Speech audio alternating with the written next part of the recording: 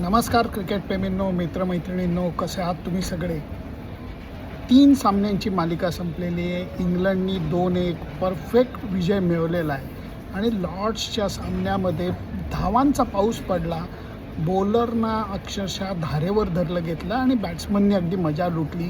भारतीय संघाच्या बॅटिंगचे काही प्रश्न अनुत्तरित आहेत, पण गोलंदाजीचे प्रश्न जास्त अनुत्तरित आहेत. आणि ह्याच्यामध्ये जर का मेन लाईन बॉलर्स, मग तो बुमराह असू देत, तो हार्दिक पांड्या असू देत, तो रवींद्र जडेजा असू देत, तो सिराज असू देत, या सगळ्यांचा फिटनेस हा योग्य वेळेला वर्ल्ड कपच्या वेळेला टिकला नाही तर भारतीय संघाच्या अडचणी खूपच वाढणार आहेत. कालच्या सामन्यामधली सकारात्मक बात एवढीच की लॉर्ड्सच्या मैदानावरती बरेच माजी खेळाडू आले होते, पण त्याच्यापैकी भेटायला जो सर्वात अवघड अशा महेंद्रसिंग धोनीबरोबर थोडा वेळ घालवता आला.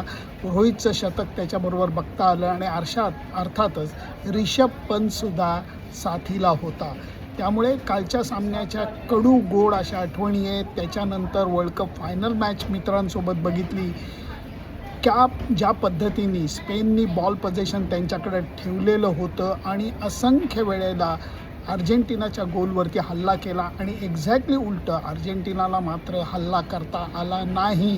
मेसीला जास्त त्यांनी ग्राउंड ओपनच करून दिलं नाही आणि बऱ्याच वर्षांनंतर स्पेननी विश्वविजेतेपदाचा हक्क हा स्वतःकडे घेतला. तर हे सगळं बघण्यामुळे कालचा रविवारचा दिवस खूपच मजेदार ठरला. अर्थातच त्या रविवारची सकाळ जी आहे ती PV सिंधूच्या छान बातमीने आली होती, कारण PV सिंधूनी जे विजेतेपद पटकावलं, ज्या तडफेने ती खेळली, ते सगळंच बघायला मजा आली. हायलाईट्समध्ये मी ते सगळं पाहिलं आणि नंतर मॅच दोन्ही बघितल्या, क्रिकेटची बघितली, फुटबॉलची बघितली. त्यामुळे हा जो गेला आठवडा आहे किंवा रादर गेला महिना आहे तो खेळाच्या दृष्टीने जबरदस्त ठरला. विम्बल्डन असू देत, वर्ल्ड कप फुटबॉल असू देत, भारतीय संघाची 3 सामन्यांची मालिका असू देत, माझ्यासारख्या खेळप्रेमीसाठी याच्यापेक्षा जास्त काही पर्वणी नसते. त्यामुळे आता लंडनहून मी निरोप घेतो आहे आणि 2च दिवस माझ्या मुलीकडे मँचेस्टरला जाऊन मग भारतात परत येणार आहे.